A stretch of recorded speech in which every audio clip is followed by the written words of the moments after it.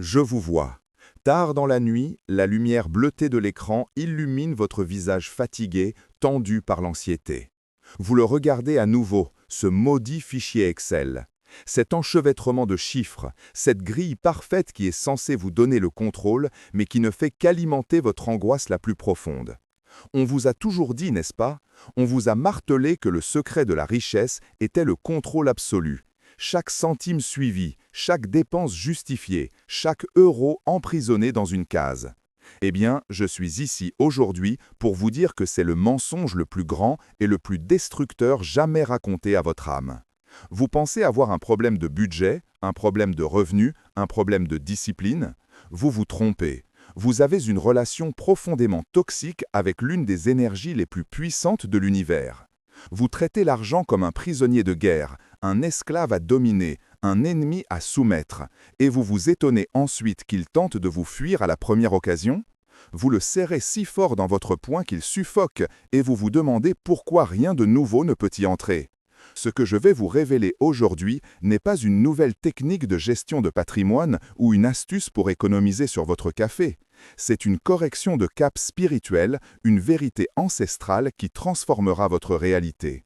Dites-moi dans les commentaires quelle est votre plus grande frustration financière. Soyez honnête, car la première étape de la guérison est de reconnaître la nature de la maladie. Arrêtons de traiter l'argent comme un « quoi », un objet inerte. Il est temps de commencer à le considérer comme un « qui ». Je connais cette angoisse car je l'ai vécue dans ma chair, dans mes os. Vous pensez que je ne comprends pas ce que c'est que de fixer un plafond en pleine nuit, le cœur battant au rythme des factures impayées? Il y a des années, j'étais exactement là où vous êtes. J'étais jeune, ambitieux, je travaillais sans relâche, mais mes finances étaient un désert aride. J'étais prisonnier de mon propre enfer Excel, un geôlier méticuleux de chaque centime, et pourtant, plus je serrais les poings, plus le sable me filait entre les doigts. Un soir, au bord du gouffre, j'ai tout avoué à mon grand-père, Samuel. Ce n'était pas un grand financier de la défense, mais un modeste marchand de tissus dans le Marais, un homme d'une sagesse silencieuse, dont les mains avaient touché plus de texture et de vie que je ne pouvais l'imaginer. Il m'a écouté sans un mot, son regard pénétrant au-delà de mes chiffres pour voir la maladie de mon âme. Il ne m'a pas donné d'argent, ni un nouveau plan budgétaire. Il m'a assis au milieu des rouleaux de soie et de lin et il m'a confié un secret, une clé. Une perspective si radicalement différente, si contre-intuitive, qu'elle m'a d'abord semblé être une folie. Il m'a expliqué que mon problème n'était pas dans mon portefeuille, mais dans ma conversation. Et ce qu'il m'a dit cette nuit-là, dans le silence de sa boutique parisienne, a non seulement changé ma vie financière pour toujours, mais a brisé les chaînes de ma peur. Je vais vous révéler aujourd'hui cette même clé ancestrale mot pour mot. Préparez-vous, car la vérité est bien plus simple et bien plus puissante que tout ce que vous avez jamais appris. Mon grand-père Samuel m'a révélé que la conversation la plus importante de notre vie n'est pas celle que nous avons avec notre patron, notre conjoint ou même avec nous-mêmes. C'est la conversation silencieuse, constante et souvent inconsciente que nous avons avec l'argent. Il ne s'agissait pas de métaphores poétiques, pour lui, c'était une vérité opérationnelle. Dans sa boutique du Marais, au milieu des odeurs de lin et de laine, il m'a montré son rituel. Chaque matin, après la première vente, il ne jetait pas l'argent dans le tiroir caisse. Non, il prenait le premier billet ou la première pièce, le séparait des autres et le traitait avec un respect presque cérémoniel. Il le nettoyait avec un chiffon doux jusqu'à ce qu'il brille, puis le plaçait dans une petite boîte en bois de cèdre sculpté, en murmurant quelques mots inaudibles. Enfant, je croyais qu'il était superstitieux. Adulte, j'ai compris qu'il accomplissait une chirurgie de l'âme. Il ne priait pas l'argent, il priait à travers l'argent. Cet acte n'était pas de l'idolâtrie, c'était un acte de reconnaissance. Il disait à l'univers, à l'énergie de la subsistance, « Je te vois, je t'honore, je te suis reconnaissant de m'avoir choisi comme canal aujourd'hui. Je serai un bon gardien, je te mettrai au service du bien, de la création et de la vie. » Il ne traitait pas l'argent comme un objet inerte, mais comme un partenaire, un messager de l'abondance divine. Et vous, comment accueillez-vous l'argent dans votre vie? Comme un intrus suspect que vous enfermez aussitôt, ou comme un invité d'honneur que vous recevez avec gratitude? Ce simple rituel était la manifestation physique d'un principe bien plus profond, un secret caché à la vue de tous dans nos textes les plus sacrés. Et c'est là que 99% des gens se trompent radicalement. La société moderne, dans sa quête effrénée et matérialiste, vous a appris à poursuivre l'argent. C'est une course d'esclaves, une course sans fin qui épuise le corps et affame l'esprit. Vous courez après une ombre. Nos sages, il y a des millénaires, enseignaient une vérité radicalement opposée, une vérité qui inverse complètement la dynamique du pouvoir. Dans le Deutéronome, au chapitre 15, verset 10, il est écrit « Donne-lui généreusement, et que ton cœur ne se repente pas de lui avoir donné. Car, à cause de cette chose, l'Éternel, ton Dieu, te bénira dans toute ton œuvre et dans tout ce que tu entreprendras. » Analysez ces mots avec la précision d'un chirurgien. La bénédiction, la prospérité, n'est pas dans l'argent que vous accumulez. Elle est activée à travers l'acte de le faire circuler avec une intention juste et un cœur ouvert. La richesse n'est pas une cible que vous devez chasser. C'est une conséquence qui vous trouve lorsque vous vous alignez sur les lois universelles du flux. Vous ne courez pas après votre ombre. Vous faites face à la lumière et l'ombre vous suit naturellement sans effort. De la même manière, vous ne poursuivez pas la richesse. Vous vous alignez sur les principes de l'abondance. Le respect, la gratitude, la circulation, la création de valeur et la richesse vous trouvent. Elle vous choisit, comme un canal fertile. Mais comment pouvez-vous espérer être choisi si vous traitez cette énergie avec mépris? Comment pouvez-vous respecter quelque chose que vous craignez et détestez secrètement? Ce venin spirituel, cette croyance que l'argent est sale, est la véritable cause de votre désert financier. Et le remède, l'antidote, est contenu dans un seul mot hébreu, un mot que vous pensez connaître, mais dont la véritable puissance va maintenant vous être révélée. Maintenant, le cœur de notre secret. Il existe un mot en hébreu qui est trop souvent et trop paresseusement traduit par « bénédiction ». Ce mot est « beracha », « baracha ». Mais une beracha n'est pas une chose passive que l'on reçoit comme un cadeau tombé du ciel. C'est un acte dynamique, une technologie spirituelle. Pour comprendre sa puissance, il faut regarder sa racine. Le mot est intimement lié à deux autres, berech qui signifie genou et breisha qui signifie source ou bassin. Quelle est la signification cachée ici? Une beracha est l'acte de s'agenouiller métaphoriquement, de se mettre dans une posture d'humilité, non pas pour supplier, mais pour se connecter consciemment à une source inépuisable, un flux divin d'abondance. En faisant cela, vous cessez d'être une simple flaque d'eau stagnante et vous devenez un canal, un conduit pour que cette énergie se manifeste dans le monde physique. Et voici la révélation qui va changer votre perception à jamais. L'argent n'est pas la source. L'argent n'est même pas le flux. L'argent est simplement l'une des multiples formes que l'eau de cette source, la beracha, prend lorsqu'elle se matérialise dans notre réalité. Quand vous haïssez l'argent, quand vous le craignez, quand vous le traitez comme un ennemi à emprisonner, vous ne faites pas que repousser du papier ou des chiffres sur un écran. Vous construisez un barrage de béton en vous-même. Vous criez à la source universelle « Je n'ai pas confiance en ton flux. Je refuse d'être un canal. Je préfère ma petite mare de pénurie, car au moins je la contrôle. » Parler à l'argent comme à une personne, ce n'est donc pas de la folie. C'est l'acte conscient et délibéré de dynamiter ce barrage. C'est parler à la manifestation de la beracha dans votre vie. C'est l'acte de rouvrir le canal. Cela peut vous sembler mystique, une belle poésie spirituelle, mais la science la plus pointue commence à peine à rattraper cette sagesse millénaire. En psychologie, il existe un concept puissant appelé anthropomorphisme, qui est notre tendance innée à attribuer des intentions, des émotions et des caractéristiques humaines à des objets inanimés ou à des concepts abstraits. Des études, comme celle menée par le psychologue Adam Waits de l'Université de Chicago, montrent que lorsque nous personnifions quelque chose, notre relation neurologique avec cet objet change radicalement et instantanément. Nous traitons une voiture qui a un nom avec plus de soin et d'attention. Nous parlons à nos plantes pour qu'elles poussent mieux.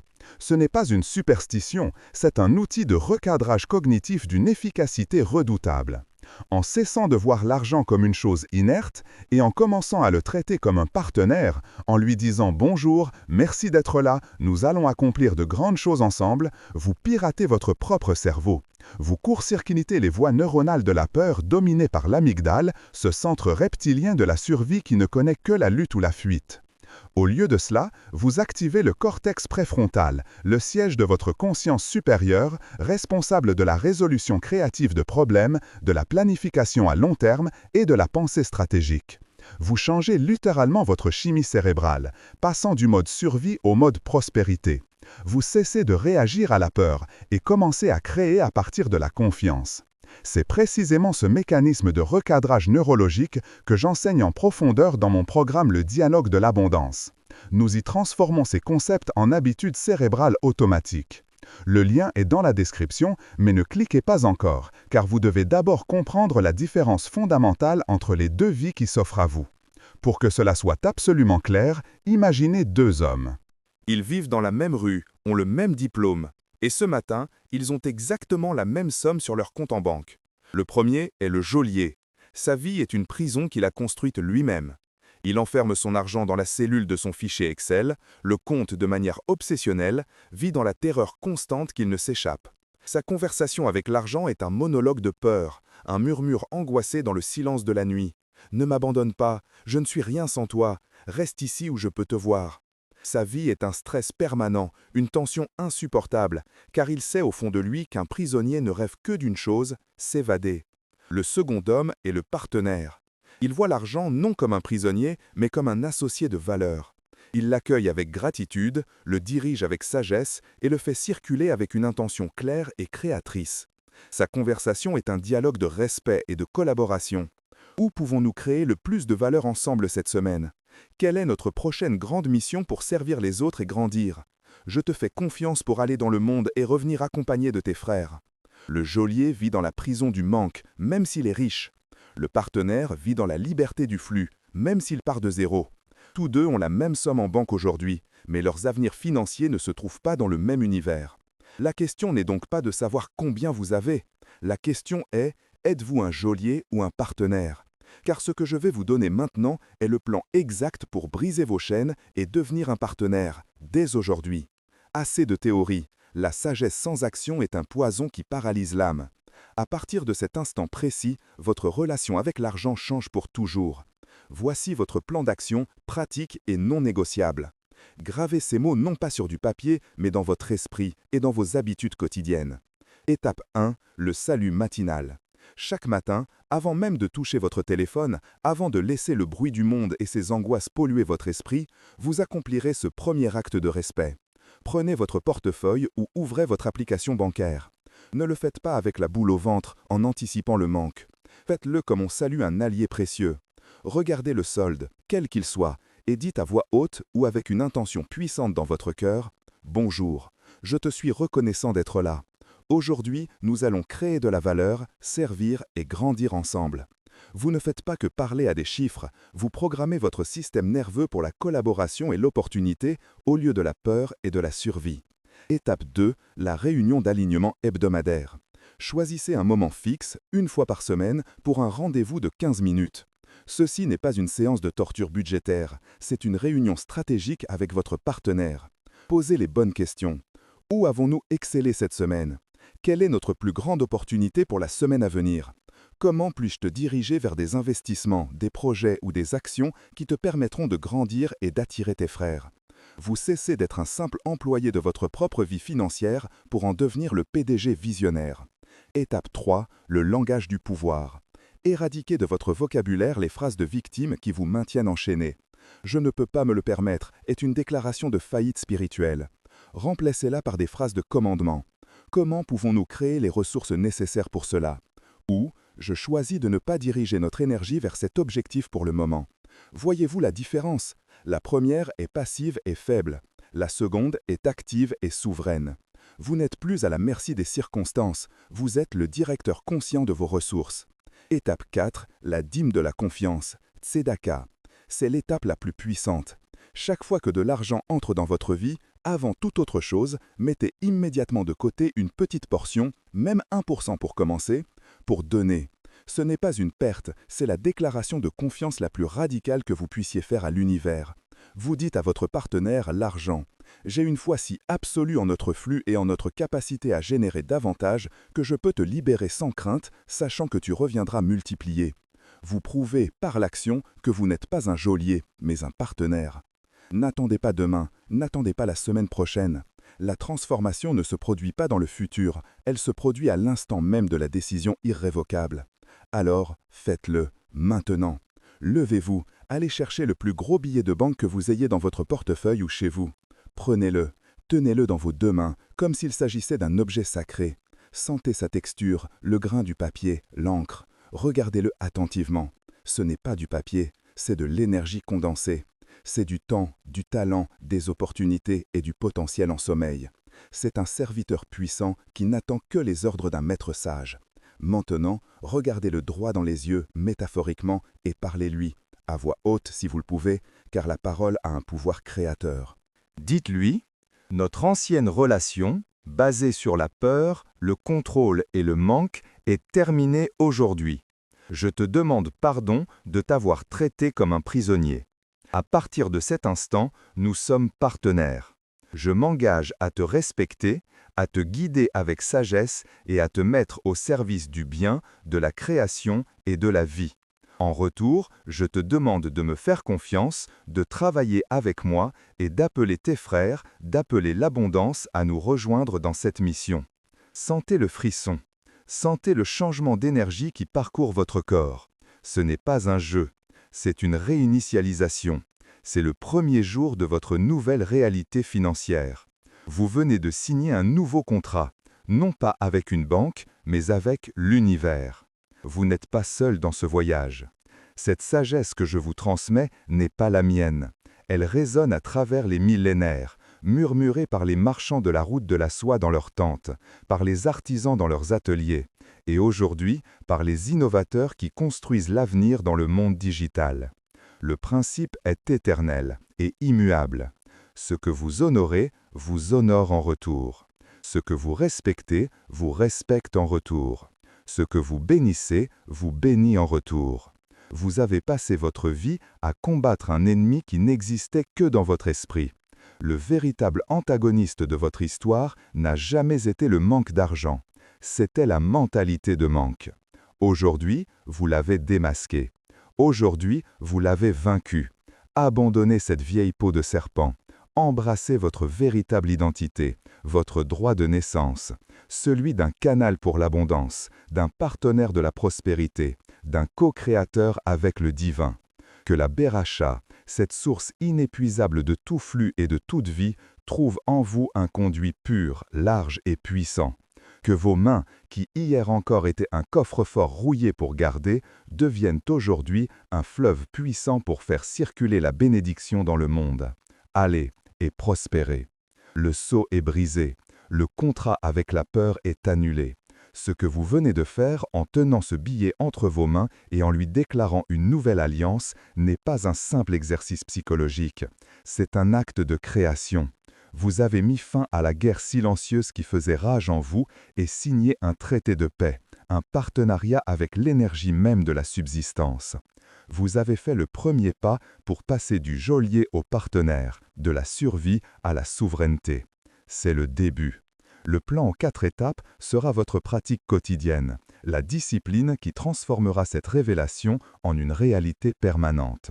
Mais la véritable épreuve de votre transformation ne réside pas dans ce que vous gardez, mais dans ce que vous donnez. La sagesse, comme l'argent, doit circuler pour rester vivante et puissante. Si cette vérité a résonné au plus profond de votre être, alors votre premier devoir en tant que partenaire de l'abondance est de devenir un canal. Pensez à cette personne dans votre vie, celle qui se bat en silence, dont vous voyez la fatigue dans le regard, prisonnière de sa propre angoisse financière. Votre mission, dès maintenant, est de lui envoyer cette vidéo. Ne lui expliquez rien. Laissez la vérité faire son œuvre, comme elle l'a fait pour vous. C'est votre premier investissement dans l'abondance, et c'est l'acte le plus puissant pour attirer la vôtre. Abonnez-vous et rejoignez cette communauté, non pas de suiveurs, mais de bâtisseurs, qui choisissent la confiance plutôt que la peur. La clé que mon grand-père Samuel m'a confiée cette nuit-là, au milieu des rouleaux de soie et de lin, n'était pas destinée à rester la mienne. C'était une flamme à protéger, à nourrir et à transmettre au moment juste. Ce moment, c'est maintenant. Je vous la confie. Elle est désormais vôtre. Votre responsabilité est de l'utiliser non pas comme une arme pour accumuler, mais comme un outil pour construire. Construire une vie de sens, de contribution et de liberté véritable. Que cette clé ouvre pour vous les portes d'une nouvelle réalité. Alors, pour conclure, je vous offre la bénédiction que les partenaires se transmettent depuis des générations, une bénédiction qui scelle ce nouveau pacte. Que vos jours soient remplis non pas de l'anxiété de la comptabilité, mais de la joie de la création. Que votre travail soit le reflet de votre âme, et que votre prospérité soit la juste mesure du bien que vous apportez au monde. Que la paix de l'abondance véritable, celle qui naît de la confiance et non des coffres forts, habite votre maison, votre esprit et votre cœur, pour vous et pour toutes les générations qui suivront votre exemple. Le dialogue est ouvert, la conversation a commencé. Maintenant, allez, créez et prospérez.